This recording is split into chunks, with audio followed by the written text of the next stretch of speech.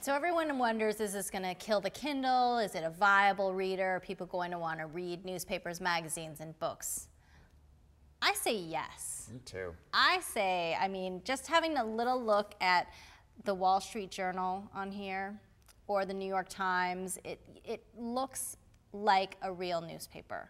So you can see multiple stories, whatever you're interested in, you just touch it, it comes up on the screen, and there you go. And that's kind of how we're used to reading newspapers anyways. We have everything in front of us, we kind of tear through the pages, and most newspapers on the web look like web pages, not newspapers. Exactly. What I love about this, though, is that you just click on the story, and instead of having to like turn to page A12 and then you're shuffling through the front page section, it's just bam, you just swipe, and then there it is, the rest of the story. And you can finish reading one complete story before you get distracted by the 16 other stories that are in between. And people used to say that technology is killing reading, but it feels like now it's almost like just looking at the Books app, it makes me want to read. Totally, me too, because you don't have to wait, you don't have to order your book on Amazon and wait for it, you don't have to go to the bookstore. If you want to buy a book and you're like, oh, I'm kind of interested in this, you just touch it. It's so easy, and then I think if I had one of these, I'm going to wait till the second generation, but when I get one of these, I think I will read more books. I also think when you think about books, you go into a bookstore, the colors that are in the books and the way the books are made, it's kind of exciting. And the Kindle, to me, is a monochromatic display that makes every single book look exactly the same. And I think what's great about the way iTunes has done it is they're simulating the visual experience of reading a book, from the page turns to the color illustration. It just feels more exciting than the Kindle. It's a much more tactile experience and sort of the relationship that you would have with a book. And I would carry this around and I would read, definitely. Now, the iPad ships with the book app for free and gives you Winnie the Pooh as your free story. There are a bunch of books in the App Store that are free, though, so you will be able to check those out without having to pay anything. Okay, so just general thoughts. Do you think it's a game changer? Do you think it's...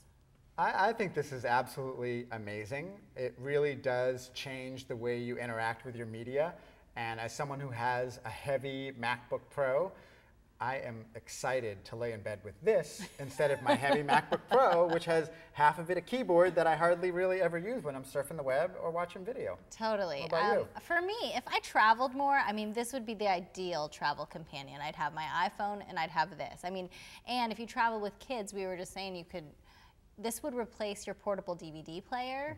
This would replace your laptop on short trips. I mean, it is, and it would replace the books and magazines that I would carry with me on an airplane. So if I traveled more, I think it would be a definite purchase. For right now, I'm gonna wait on buying it, but I do think it's a new category. It's not just a reader. It's not just a tablet. It does so much more, and I'm very impressed. And I know a lot of you techies out there are laughing because you're like, I can get a netbook for around the same price that does flash and it does multitasking and it does all that, but you have to remember, this isn't a netbook.